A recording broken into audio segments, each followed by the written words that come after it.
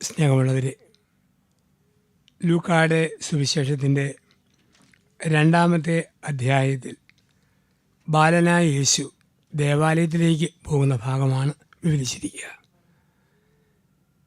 യേശു യോസേപ്പിൻ്റെയും മാതാവിൻ്റെയും കൂടി ദേവാലയത്തിലേക്ക് പോയി. യോസേപ്പ് പിതാവിൻ്റെയും മാതാവിൻ്റെയും പതിവായിരുന്നു ദേവാലയത്തിൽ പോവുക. അവർ പതിവ് പോലെ പോയി എന്നാണ് പറയുക. മാതാപിതാക്കൾക്ക് ഒരു പതിവുണ്ടെങ്കിൽ അത് മക്കളുടെ പതിവായി മാറും. മറിയത്തിൻ്റെ പതിവ് യേശുവിൻ്റെ പതിവായി, യോസേപ്പിൻ്റെ പതിവ് യേശുവിൻ്റെ പതിവായി. ഇപ്പം മറിയത്തിൻ്റെയൊക്കെ ഒരു യാത്രയാണ് നമ്മൾ കാണുക. പേരെഴുതിക്കാൻ വേണ്ടി ദേവാലയത്തിലേക്ക് പോകുന്ന ഒരു കാഴ്ച. ഇവിടെ നമ്മൾ കാണുന്ന ഒരു ചിന്ത, യഹൂദ പാരമ്പര്യം മാനിച്ച യോസേപ്പും മാതാവും, മതനിയമങ്ങൾ പാരമ്പര്യങ്ങൾ അക്ഷരം പ്രതി പാലിക്കുന്ന യോസേപ്പിനെയും മറിയത്തെയുമാണ് നമ്മൾ കാണുക. മതനിയമങ്ങൾ കൃത്യമായി പാലിച്ചു. അതിൻ പ്രകാരമാണ് യോസേപ്പും മാതാവും കൂടി ഈശോയെ കൊണ്ടുപോവുക. യഹൂദ പാരമ്പര്യത്തിൽ 12 വയസ്സ് വരെ യഹൂദൻ ബാലനാണ്.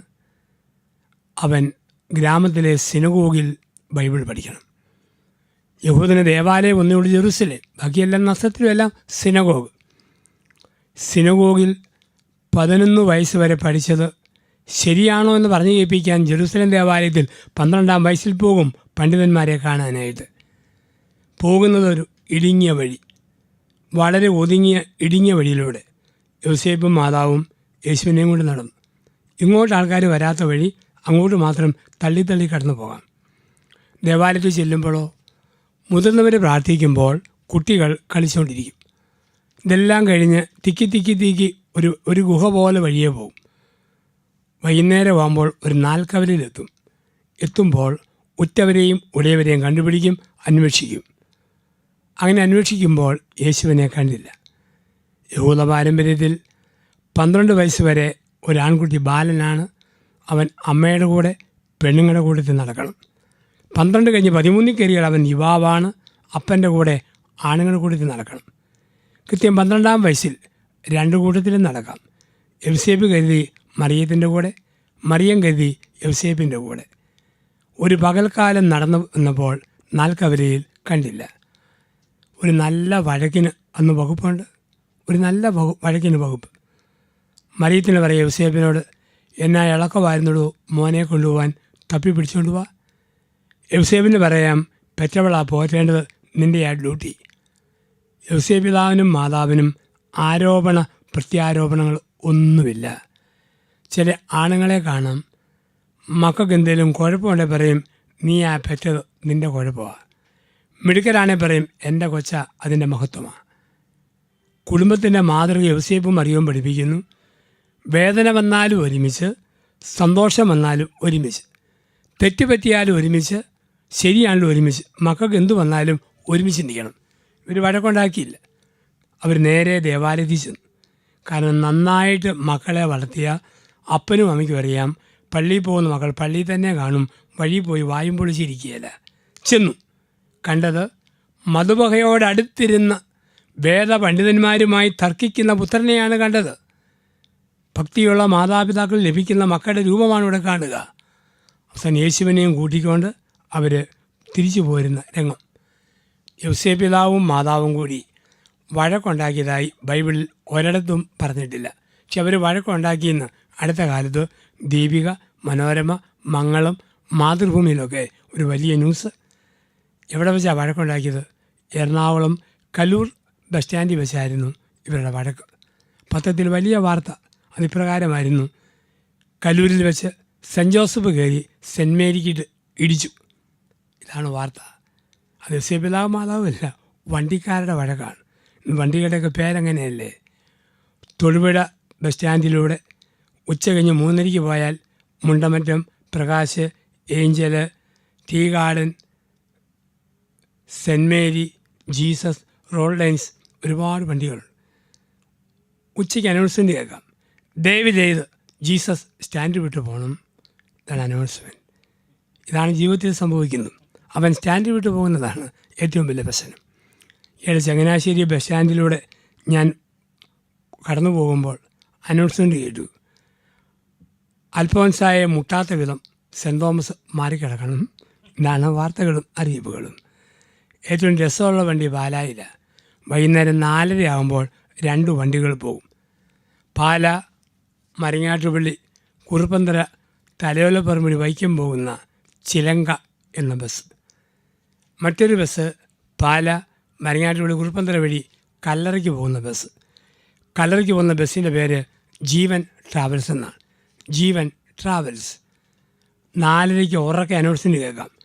യാത്രക്കാരുടെ ശ്രദ്ധയ്ക്ക്, ജീവൻ പോവുകയാണ്, കല്ലറയിലേക്കുള്ളവർ കടന്നു വരണമെന്ന് പ്രത്യേകമായി അഭ്യർത്ഥിക്കുന്നു. ഇവിടെയാണ് സെൻറ്റ് ജോസഫ് കയറി സെൻറ്റ് മേരിക്കിട്ട് ഇടിച്ചു. യോസേപ്പിതാവിൻ്റെയും മാതാവിൻ്റെയും ജീവിതത്തിൽ പരാതികളോ പരിഭവങ്ങളോ ഇല്ല. അവർ സമ്പൂർണ്ണമായി ദൈവത്തെ തേടിയ മനുഷ്യരാണ്. മാതാവ് ഏറ്റവും ജീവിതത്തിൽ വേദനിച്ചത് എന്നു ചോദിച്ചാൽ 3 ദിവസങ്ങൾ, അവനെ കാണാതെ പോയ 3 നാളുകൾ. നമുക്കറിയാം, ഈ 3 ബൈബിളിൽ ഒരു വലിയ പ്രാധാന്യമാണ്. യേശുവിനൊപ്പം 3 ശിഷ്യന്മാർ നടന്നു. താബോർ മലയിൽ 3 പേര്. യേശു പറഞ്ഞു, ദേവാലയം തകർത്താൽ 3-ാം ദിവസം ഞാനിത് പുതുക്കും. ജീവിത ആരംഭത്തിൽ 12-ാം വയസ്സിൽ അവനെ 3 നാൾ കാണാതെ പോയി. ജീവിതാന്ത്യത്തിലും അവനെ 3 നാൾ കാണാതെ പോയി. ദേവാലയത്തിൽ ജീവിതാരംഭത്തിൽ 3 നാൾ കാണാതെ പോയവനെ ജീവിതാന്ത്യത്തിൽ 3 നാൾ കണ്ടില്ല. ദുഃഖവെള്ളി, ദുഃഖശനി, ഉയർപ്പ് വരെയുള്ള 3 നാളുകൾ. അപ്പം അമ്മ ഏറ്റവും വേദനിച്ചത് ഈശോ നഷ്ടപ്പെട്ട ദിവസങ്ങൾ. അമ്മ ഏറ്റവും ആനന്ദിച്ചത് ഈശോയെ കണ്ടുകിട്ടിയ, തിരിച്ചു കിട്ടിയ ആ 3-ാം ദിവസം. പരിശുദ്ധ അമ്മയെക്കുറിച്ച് ധ്യാനിക്കുന്ന, ചിന്തിക്കുന്ന നമ്മൾ ഒരു ആത്മശോധന നടത്തുക. ദൈവം നഷ്ടപ്പെട്ട വീടാണോ എൻ്റെ വീട്? തമ്പുരാനെ നഷ്ടപ്പെട്ട വീടാണോ എൻ്റെ വീട്? എങ്കിൽ ഈശോയെ നഷ്ടപ്പെട്ട തമ്പുരാനെ നമ്മൾ കണ്ടെത്തണം. അതിനേറ്റവും സഹായമാകുന്നത് പ്രാർത്ഥനയാണ്. ഏറ്റവും സഹായകമായ പ്രാർത്ഥന. പ്രാർത്ഥിക്കാത്ത കുടുംബം ദൈവം നഷ്ടപ്പെട്ട കുടുംബമാണ്.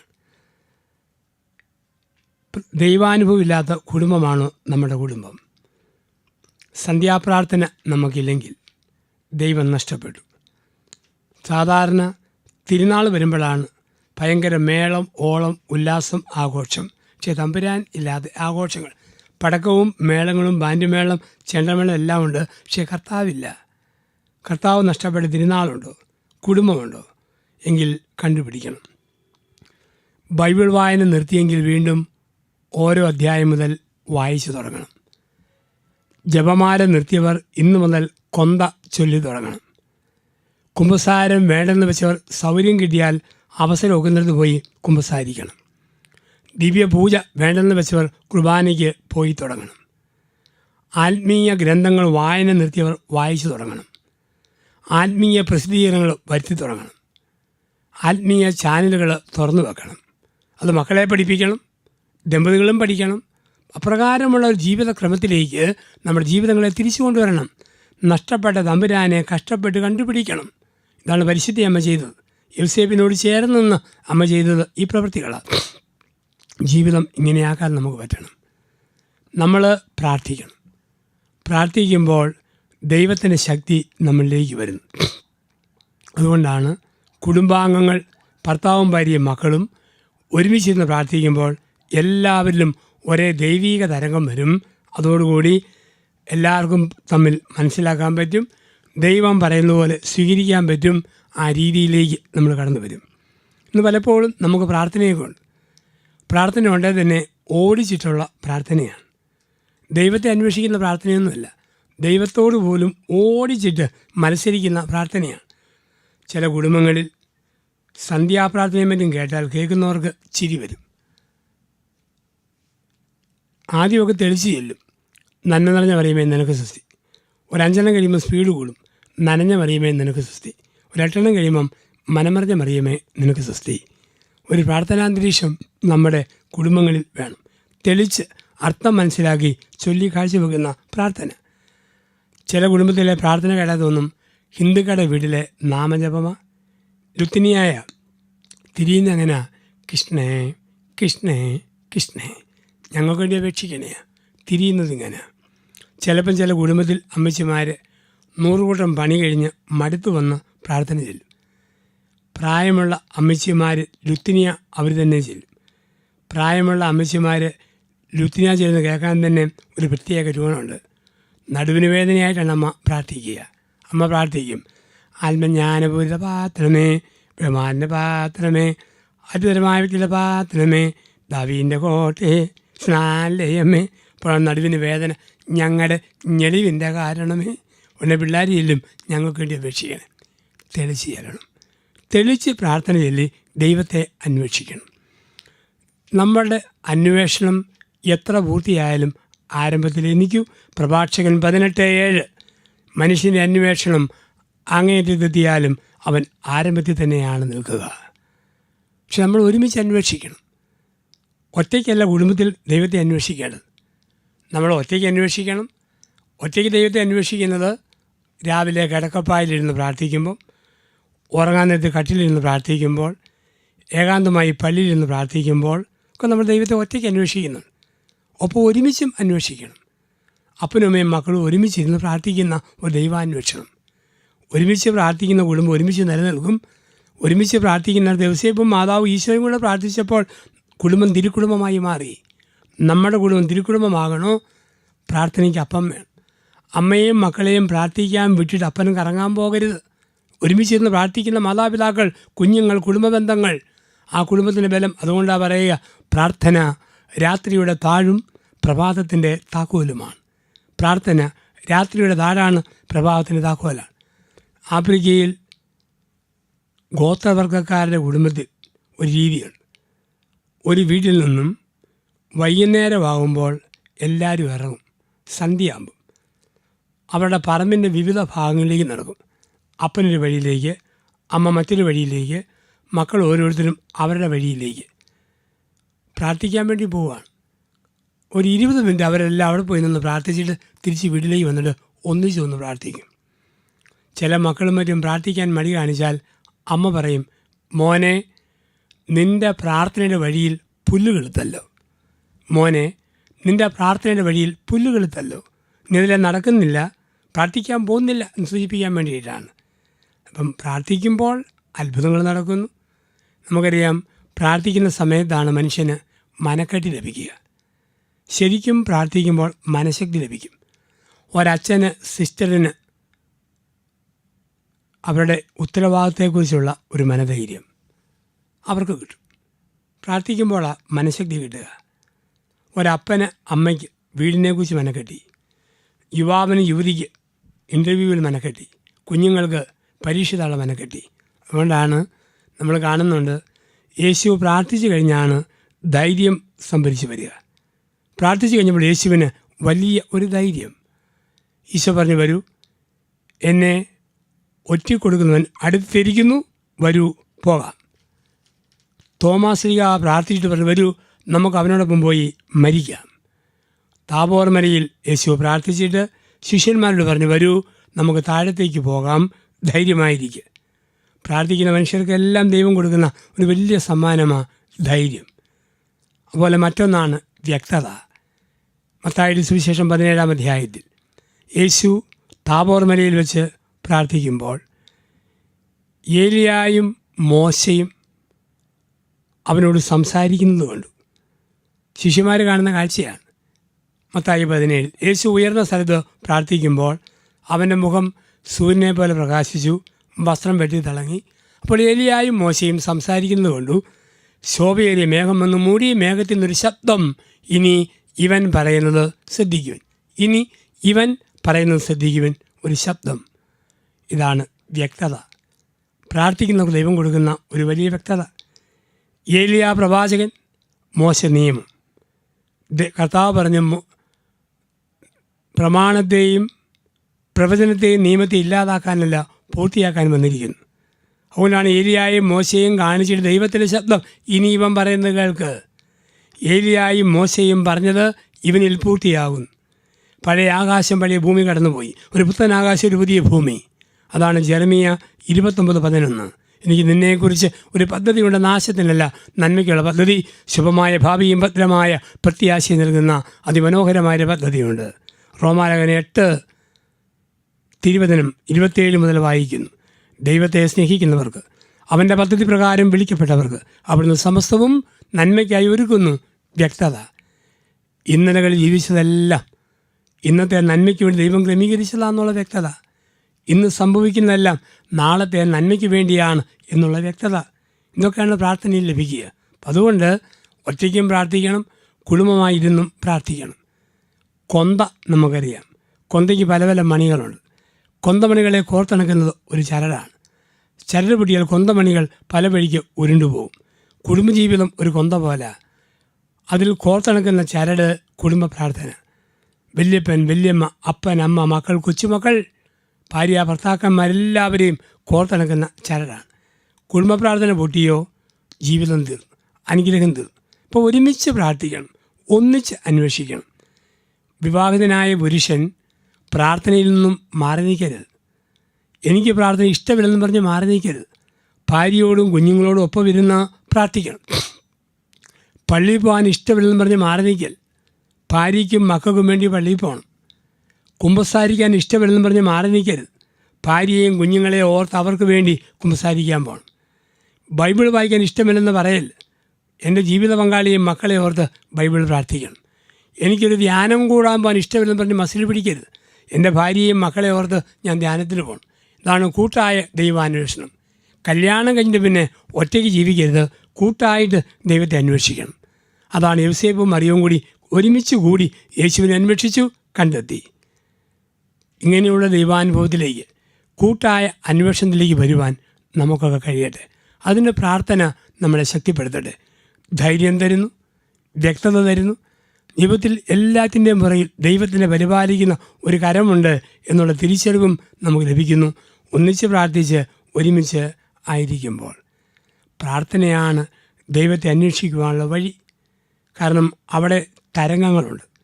പ്രാർത്ഥിക്കുമ്പോൾ നമുക്ക് തരംഗങ്ങളുണ്ട്. ദൈവികമായ തരംഗങ്ങൾ നമ്മളെ വന്ന് പൊതിയുന്നത് പ്രാർത്ഥനയിലാണ്. ആത്മാവിൻ്റെ ശക്തിയേറിയ അഭിഷേകം നമ്മളിൽ വന്ന് നിറയുന്നത് പ്രാർത്ഥനയിലാണ്. അവിടെയാണ് ദൈവാന്വേഷണം. അന്ന് 12-ാം വയസ്സിൽ ദേവാലയത്തിലേക്ക് ഈശോയെ യോസേപ്പും മറിയവും കൂട്ടിക്കൊണ്ടു പോയതുപോലെ നമ്മുടെ കുഞ്ഞുങ്ങളെയും പള്ളിയിലേക്ക് കൊണ്ടുപോകണം. ഇനി 65 വയസ്സ് കഴിഞ്ഞവർക്ക് പള്ളിയിൽ വരാമെന്ന് ഒരു മുഖ്യമന്ത്രിയും പറയുകയില്ല. 10 വയസ്സിൽ കുറയാത്തവരെ കൊണ്ടുപോകണ്ടെന്നും പറയുകയില്ല. ഇനി നോക്കിയും കണ്ടും നമ്മൾ തന്നെ ചെയ്തോണം. കുഞ്ഞുങ്ങളെയൊക്കെ ഭദ്രമായ സമയങ്ങൾ നോക്കി പള്ളിയിൽ കൊണ്ടുപോയി പരിചയപ്പെടുത്തണം. നീണ്ടകാലം പള്ളിയിൽ നിന്നും മക്കളെ അകറ്റി നിർത്തരുത്. പ്രത്യേകിച്ച് ശ്രദ്ധിക്കുക. പ്രായമായവരും കർത്താവിനെ അന്വേഷിച്ച് പള്ളിയിൽ വരണം. അന്ന് അന്നയും ശിമയോനും ഒക്കെ വന്നതുപോലെ പ്രായമായവരും വരണം. അവരും പലതും പറയും. പക്ഷേ മരിക്കുന്നതിന് മുമ്പ് ഒരു കുർബാനയിൽ പങ്കെടുക്കാൻ ആഗ്രഹമുണ്ടെന്നവരിൽ പോകണം. ഇനി നിയമന്മാരായിട്ട് വരാൻ പറ്റിയല്ല, നമ്മൾ തന്നെ ഭദ്രമായ സമയം കണ്ടെത്തി ദേവാലയത്തിൽ പോകണം. അങ്ങനെ പോയി കർത്താവിനെ ആരാധിക്കണം. കുഞ്ഞുങ്ങളെ ദൈവത്തിന് പരിചയപ്പെടുത്തണം. പണ്ട് കാലത്തെ അമ്മമാർ മക്കൾക്ക് ദൈവത്തെ പരിചയപ്പെടുത്തുമായിരുന്നു. മനോഹരമായി പരിചയപ്പെടുത്തും. കൊച്ചു ആരാമേ കിളവനല്ല യോസേപ്പിതാവ്. ആ മൊട്ടത്തലനല്ല അന്തോനിസ് പുണ്യാൾ. ആ പെണ്ണേതാ വെറുമ്പെണ്ണല്ല കൊച്ചു ദ്രസ്യ അമ്മ പരിചയപ്പെടുത്തും. ഇന്ന് ഈശോയെ പരിചയപ്പെടുത്താൻ അമ്മമാർക്ക് മടിയാണ്. കുഞ്ഞുങ്ങൾ കരയും പറയും, മോനെ ആ പോകുന്ന പല്ലി, ഈ പോകുന്ന ഓന്ത്, ആ പറക്കുന്ന പാറ്റ. ഇന്ന് പാറ്റ, പല്ലി, ഓന്ത്, ഞണ്ടേ, തവള അതിനെ പരിചയപ്പെടുന്നിടത്ത് പണ്ട് കുരിശുരൂപം മാതാവ് യോസേപ്പ് അന്തോനിസ് പുണ്യാളൻ കാവൽമാലാഹ ഇങ്ങനെ പരിചയപ്പെടുത്തുമായിരുന്നു. ആ ഒരു പാരമ്പര്യം കുടുംബത്തിലുണ്ടാകണം. കുഞ്ഞുങ്ങളെ അടുക്കൽ പിടിച്ചിരുത്തി പ്രാർത്ഥിപ്പിക്കണം. തെളിച്ച് പ്രാർത്ഥിക്കാൻ പഠിപ്പിക്കണം. സ്പീഡിൽ ഓടുമ്പം സ്റ്റോപ്പ് എന്ന് പറഞ്ഞ് നിയന്ത്രിക്കാൻ പഠിക്കണം. അങ്ങനെയുള്ള ഒരു പ്രാർത്ഥനാ അന്തരീക്ഷം നമ്മുടെ കുടുംബത്തിൽ സംജാതമാകണം. നഷ്ടപ്പെട്ട കർത്താവിനെ കഷ്ടപ്പെട്ട് കണ്ടുപിടിച്ച മറിയത്തെ പോലെ നമ്മുടെ ജീവിതത്തിലും ദൈവാനുഭവം നഷ്ടമായോ കണ്ടുപിടിക്കാൻ, തിരിച്ചു വിളിക്കാൻ, ദൈവത്തിലേക്ക് ചേരുവാൻ വിളിക്കുന്നു. ഈശോയെ കണ്ടുകിട്ടിയപ്പോൾ ആനന്ദിച്ച അമ്മയെ പോലെ ദൈവാനുഭവത്തിൽ നമുക്കും ആനന്ദിക്കാം. പിതാവായ ദൈവമേ, നിൻ്റെ പ്രിയപുത്രിയായ പരിശുദ്ധ മറിയത്തിലൂടെ ദൈവാന്വേഷണത്തിൻ്റെ പാഠങ്ങൾ ഞങ്ങളെ പഠിപ്പിച്ചു. ഈശോയെ കാണാതെ പോയ 3 ദിവസങ്ങളിൽ അമ്മ വേദനിച്ചതുപോലെ ദൈവാനുഭവം നഷ്ടപ്പെടുന്ന, കൂദാശ നഷ്ടപ്പെടുന്ന, പ്രാർത്ഥന നഷ്ടപ്പെടുന്ന ദിവസങ്ങൾ ഞങ്ങൾക്കും നഷ്ടപ്പെട്ട ദിവസങ്ങളായി ഞങ്ങൾ തിരിച്ചറിയട്ടെ. ദൈവികത നിറവേറ്റുന്ന മക്കളാകുവാനും നിരന്തരം കുരിശിൽ, കുർബാനയിൽ, ബൈബിളിലൊക്കെ നിന്നെ അന്വേഷിക്കുവാനും ഞങ്ങൾക്ക് വരം തരണമേ. കർത്താവായ ക്രിസ്തു വഴി ഞങ്ങൾ സമർപ്പിക്കുന്ന പ്രാർത്ഥന കേട്ടരുളണമേ. ആമേൻ.